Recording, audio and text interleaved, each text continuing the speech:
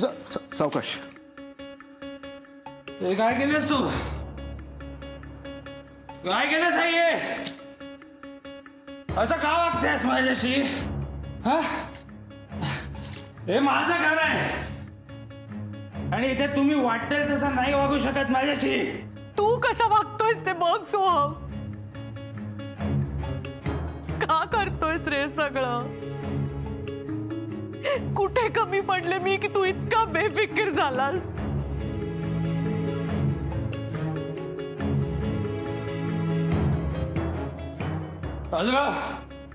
आंघोळ घातली मला.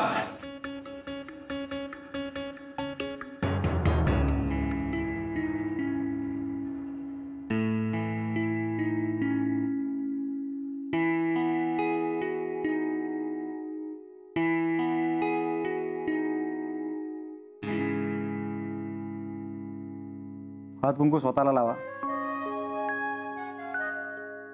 देवाला व्हा.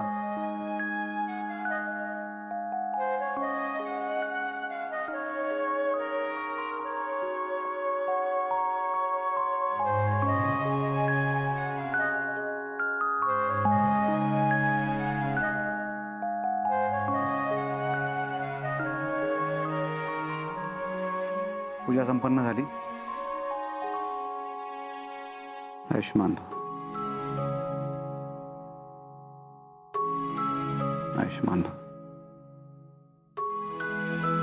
केवळ तुझ्या इच्छाशक्तीमुळेच ही पूजा तू आज पार पाडू शकलीस असावरीताई. हीच इच्छाशक्ती कायम ठेव, सगळं ठीक होईल.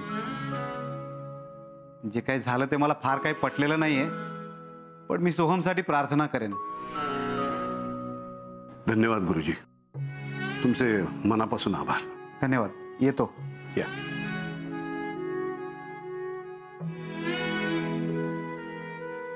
गुरुजी म्हणाले ते अगदी खरं आहे असावरी. आज या घरात पूजा फक्त तुझ्यामुळे संपन्न होऊ शकली आहे. मला खरंच खूप अभिमान वाटतोय तुझा. खरंच आहे. किती ठाम होतात तुम्ही आज. या सगळ्या व्यापात बबड्याला काही खायला द्यायचंच राहून गेलं माझ्याकडनं. उपाशी राहिला ना की चिडचिड करतो ग तो. मी त्याला खाण्याचं बघते हा काहीतरी.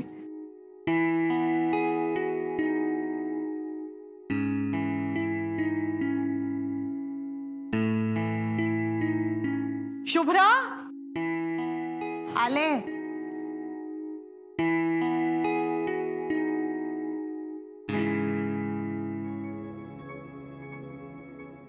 बबड्या. ए सोहम, अरे असा का पडलायस? उठ उठ. बबड्या, काही होतंय का तुला?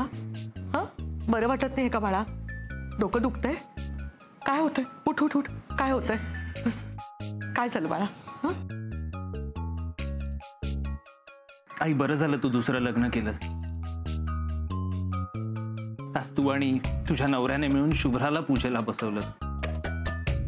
नाही म्हणजे बरं केलं तुम्ही शुभ्राला पूजेचा मान दिलात. खरं तर तुम्ही दोघं बसला असता पूजेला तरी चाललं असतं मला. कारण मला माहिती आहे आता तुझं लग्न झालंय आणि माझ्यापेक्षा महत्वाचा तुला तुझा नवराच असणार आहे. सोहम. नाही आई, मला माहिती आहे मी खूप विचित्र वागलो आज. पण काय नाही, घरात मला समजून घेणारं कुणीच नाहीये ग. माझे सख्खे बाबा असते तर त्यांनी मला पूजेचा मान दिला असता. जसं लहानपणी मी हट्ट केल्यावर मला बॅट बॉल आणून द्यायचे, मला खेळणी आणून द्यायचे, तसंच आजही पूजेला त्यांनी मला. नाही रे सोन्या, असं नाहीये रे राजा. आई तुला खरं सांगू, बाबा गेले ना तेव्हा तू त्यांची कमी कधीच जाणवू नाही दिलीस.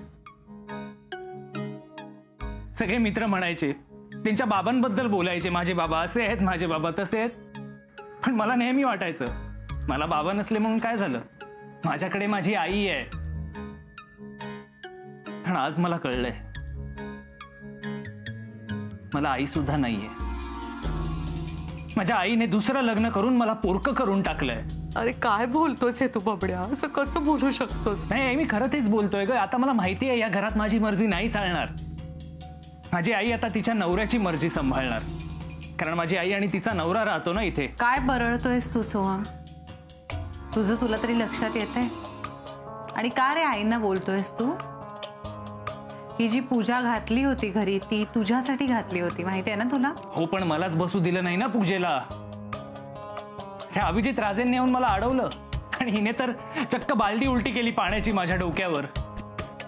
कोणती सख्खी आई असं वागते का आपल्या मुलाशी? तू नीट वाग, म्हणजे तुलाही वागणूक चांगली मिळेल. शुभ्रा, नको को बोलू त्याला. आई अहो तो चुकतोय, याबद्दल काहीच बोलायचं नाहीये का? अहो तो दारू पिऊन इथे घरी आला. आई मला माहितीये मी दारू पिऊन आलो, मला सगळं मान्य आहे.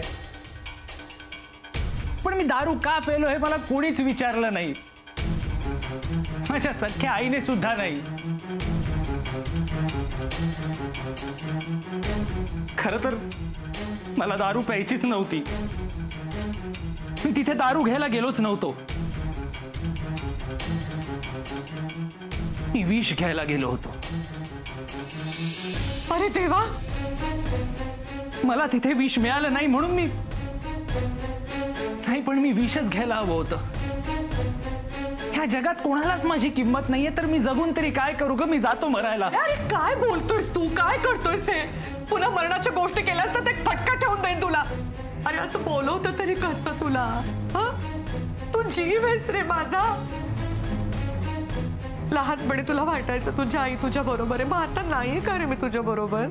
मी आहे ना तुझ्या बरोबर. मरणाचा वगैरे विचार येऊ कसा शकतो रे तुझ्या डोक्यात? एवढा छान संसार आहे तुझा, सोन्यासारखी बायको आहे, आम्ही दोघं आहोत. असं विचार अजिबात करायचा नाही कधी. तू जेवायला बस, इकडे बस, इथे बस. असं भरल्या ताटावरनं कोणी उठून जातं का रे राजा? काही खाल्लं नाहीयेस ना तू? थांब. हे बघ, हे बघ, सगळं तुझ्या आवडीचं आहे. मी थोडं थोडं तुला देते. नाही आई, जर काय घरातलीच माणसं माझी नाही आहेत, तरी अन्नावर तरी काय अधिकार आहे माझा? असं नको बोलूस रे सोन्या. या घरातल्या प्रत्येक गोष्टीवर तुझा अधिकार आहे आणि मी आहे तुझ्या बरोबर. मी सगळं ठीक करेन बघ. तू आधी पहिला त्या डोक्यातला सगळा राग काढून टाक, डोकं शांत कर आणि शांतपणे जेव बाळा. मी भरू, माझ्या हातनं खाशील? घे.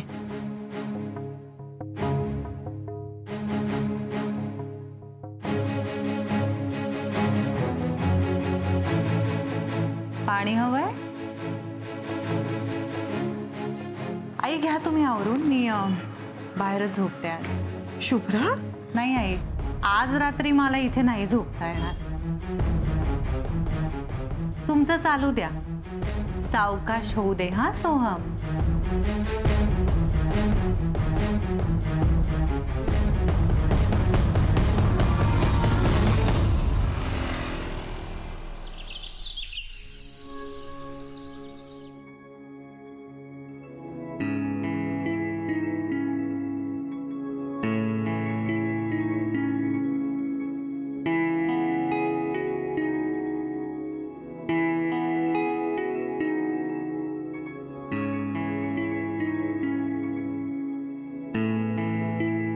अगं बे शुभ्रा, अगं तू ऑफिसला जायला तयार सुद्धा झालीस? अगं आई ग, नाश्ता वगैरे काही दिला नाही का तुला मी? आई थांबा, तुम्ही तुमची पाठ धरली आहे का? रात्रभर अशाच बसून होतात ना तुम्ही? हो ग, म्हणजे बबड्याला झोप लागेपर्यंत बसायचं ठरवलं होतं मी. माझा डोळा कधी लागला कळलंच नाही मला. थांब, मी काहीतरी करून देते तुला जरा. आई थांब ना, डोकं दुखतंय माझं, उठवत नाहीये मला. हो का? बरं मग आई, सोहमचा जो मित्र बाहेर थांबलाय त्याला मी सांगते सोहमला बरं नाहीये, तू घरी जा. कोण? निखिल आलाय? एक सेकंड थांब.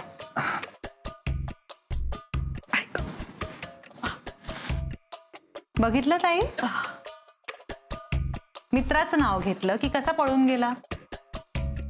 शुभ्रा यार, कोणी आलेलं नाहीये, कशाला उगाच खोटं बोलतेस? सुरुवात कोणी केली? अरे तुला बरं वाटत नव्हतं ना, मग मित्राचं नाव घेतलं, असा टुणकण उडी मारून कसा काय पळालास? सोम, पुरे झाला, आता परत झोपायला जाऊ नकोस तू. हे बघ शुभ्रा, तुला मस्करी वाटत असेल पण मला खरंच बरं नाहीये, डोकं दुखतंय माझं. अरे बापरे, हो बरोबर, काल विष घ्यायला गेलास आणि त्याच्या ऐवजी जे काही घेऊन आलास त्याच्यामुळे त्रास होतोय ना तुला. शुभ्रा हे बघ, मी तुला सांगून ठेव. सोहम थांब जरा, शुभ्रा जाऊ दे ना. एक सेकंड थांब आई. तुला काय म्हणायचंय? मी खरंच विष घ्यायला हवं होतं. आई बघतेस ना, तू बघतेस ना. तेच म्हणते मी सोहम, कालपासून आईने जे बघायला नको ना तेही सगळं दाखवून झालंय आपल्या आईंना. आता नव्याने आणखी काही दाखवू नका, कृपा करा. तुला काय फरक पडतोय मला सांग. हा, जे काही करते आई करते ना माझं. तुझ्यावर जबाबदारी नाहीये माझी. आणि हे बघ, आई असताना मला तशी तुझी गरज नाहीये. I am sure. पण सोहम, आम्हाला सगळ्यांना तुझी गरज आहे. आणि टेक्निकली स्पीकिंग या अख्ख्या घराची आणि स्पेशली आईंची जबाबदारी घ्यायची गरज तुला आहे. पण तू तुझ्याच जबाबदाऱ्या आईंवर टाकतोयस अजून. मला सांग ना, अजून किती काळ तू असाच रिकामा बसून राहणार आहेस? शुभ्रा बस झाला आता. आई बघितलंस ना काय बोलते ही. काल जे काही केलं ना मी ते हिच्यामुळे घेतलं. विषयच संपला. आता काही बोलायलाच नको. कारण काही बोललं की बाळाला राग येणार आणि बाळ पुन्हा विष प्यायला जाणार. नाही आई, थांबा ना, ह्याला विचारा. दारूच्या कुठल्या दुकानात विष विकतात जे घ्यायला हा दारूच्या दुकानात गेला होता? हा ही असली सगळी नाटकं करणार. काल सुद्धा अख्खा दिवस हा मुलगा मुद्दाम त्या ओल्या कपड्यांमध्ये तसाच पडून होता बेडवर. आणि ह्याच्या अशा सगळ्या वागण्याला तुम्ही बळी पडता. फ्रस्ट्रेट होऊन काहीतरी घेतो हे म्हणण्यापेक्षा स्वतःची जबाबदारी घ्यायला शिका. शुभ्रा बस झालाय आता. मी परत सांगून ठेवतोय तुला. शुभ्रा बाळा, मी हात जोडते तुझ्या पुढे. तू तरी सोडून दे ना. नको आई, प्लीज तुम्ही हात जोडू नका. नाही बोलत. मी काहीही बोलत नाही. मी शांतपणे ऑफिसला जाते. तुमचं चालू द्या जे चाललंय ते. हा हा, जा जा. ऑफिसला चालली आहे मोठी. कटकट गेली.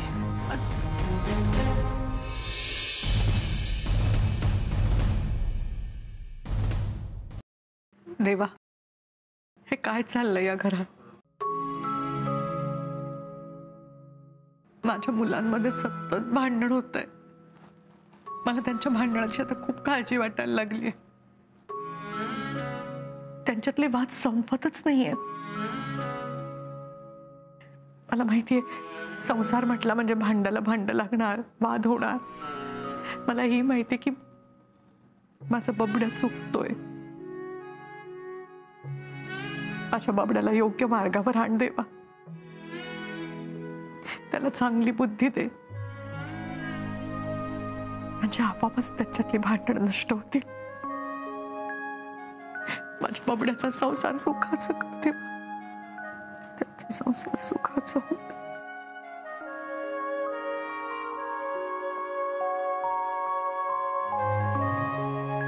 काय मॅडम, देवाकडे नवऱ्याची तक्रार करताय की काय? काहीतरीच काय हो. काय झालं? एवढं टेन्शन का दिसतंय तुझ्या चेहऱ्यावर? मला ना शुभ्रा आणि सोहमची खूप काळजी वाटते हो. आज सकाळी पण खूप मोठं भांडण झालं दोघांमध्ये. अलीकडे ना सारखेच भांडत असतात. म्हणजे दिवसाची सुरुवात कशी अशी छान प्रसन्न व्हायला पाहिजे ना. कालचं भांडण काल मिटवून टाकायला पाहिजे. तेव्हा आज काढून उघाळत बसून आजचा दिवस का खराब करायचा? मी त्या दोघांमध्ये पडायचं म्हटलं तर आजही पटत नाहीये त्यांना. काय संसार म्हटलं की टेन्शन झालीच. सोहमच्या नोकरीमुळे त्यांच्यामध्ये टेन्शन आहे आणि त्यांच्या टेन्शनमुळे तुला टेन्शन आहे. हे बघ, पण हा काय मार्ग नाही ग. काळजीमुळे काळजी वाढते, कमी नाही. त्यापेक्षा प्रॅक्टिकली लॉजिकली विचार करून उपाय शोधला की प्रश्न सुटतो. आणि शेवटी जगणं म्हणजे तरी काय? नियतीने टप्प्याटप्प्यावर पेरून ठेवलेल्या प्रश्नांना सामोरं जाऊन त्यांची उत्तरं शोधणं. हा, पण ती उत्तरं शोधताना जगण्यातला आनंद हरवून न देणं म्हणजे खरं जगणं, नाही का? या प्रश्नाचं उत्तर तर मला काही सापडत नाही हो. म्हणजे त्या दोघांमध्ये पूर्वीही वादविवाद व्हायचे नाही असं नाही, पण त्यात थोडं प्रेमही असायचं. तर ते प्रेमच नाहीसं होऊ लागलंय. सगळंच बिनसलंय. आई, आई खूप भूक लागली आहे. आले बबड्या.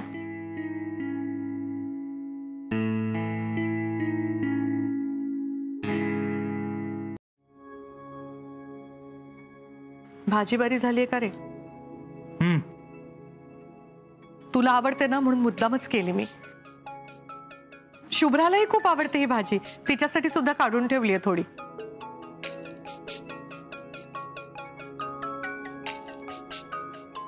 अहो तुम्हालाही वाढू का? बबड्या, शुभ्रा अजून रागावली आहे का रे तुझ्यावर? तिचं नेहमीच येते. हो पण तिचंही बरोबर आहे ना राजा, राग येणारच ना तिला. नाही म्हणजे तू काही मुद्दाम केलंस असं म्हणायचं नाही हो मला, पण बबड्या घरात पूजा होती आपल्या आणि तू दारू पिऊन आलास. राग येणारच ना रे तिला. मी तुझी आई आहे, तरी मलाही आवडलं नाही तुझे वागलास ते. भाजी दे. हा हो वाटते. हे बघ मी काय सांगते राजा, आपली चूक असेल ना तेव्हा माफी मागण्यात काही कमीपणा नसतो. म्हणजे मी चुकीचं आहे? ती नेहमीच बरोबर वाटते ना ग तुला? अरे असं नाही म्हणायचंय मला, पण बायको आहे ना ती तुझी, ती रागावली आहे ना तुझ्यावर, मग तुला तिची समजूत काढायला हवी ना. बरोबर आहे ना? हो, माझी बायको चिडली तर मी काढतो भाऊ समजूत. बबड्या, तू ना शुभ्राला घ्यायला ऑफिसमध्येच जा, मग तिथून तुम्ही दोघं जण कुठेतरी फिरायला जा. मनमोकळेपणाने एकमेकांची खूप गप्पा मारा, मग बरं वाटेल तुम्हाला दोघांनाही. नाही नको, मला घरात काम आहेत. असं काय करतोय सोन्या? जरा वेळ काढ ना तिच्यासाठी. तुला फिरून या बोलायला काय जात आहे ग? बाईक मध्ये एक थेंब पेट्रोलही नाहीये माझ्या. ठीक आहे, मी पैसे देते तुला पेट्रोलसाठी, मग तर झालं. बाईकची सर्व्हिसिंग पण बाकी आहे, उगाच मध्ये बंद पडली म्हणजे. नाही नाही नको नको, असं नको. तू सर्व्हिसिंग पण करून घे बाईकचं. हा मी तुला पैसे देते हा बाळा. ठीक आहे, किती देऊ? 2000 रुपये पुरतील? मीच फोन करते तिला. हॅलो शुभ्रा, अगं मी आई बोलतेय. हा आई बोला. शुभ्रा, आज ना बबड्या तुला ऑफिसमध्ये न्यायला येणार आहे. अहो कशाला, मी येईन ना घरी. अगं नाही, तो तुला ना फिरायला घेऊन जाणार आहे बाहेर. हा थांब थांब, त्याच्याशीच बोल. घे बोल तिच्याशी, सॉरी म्हण तिला. घे.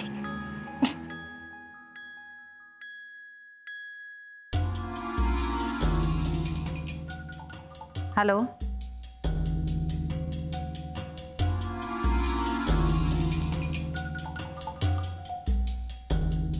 हॅलो. हा शुभ्रा, सॉरी. मी न्यायला येतोय आज तुला. काय शॉपिंग आणि पिक्चर? अगं कसं जमणार सगळं? मी देते तुझा हो म्हण तिला.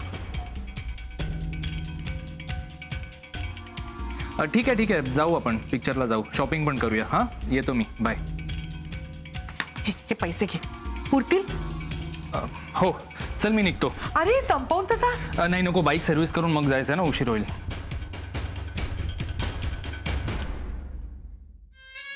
देवा सगळं ठीक होऊ दे त्यांच्या आयुष्यात.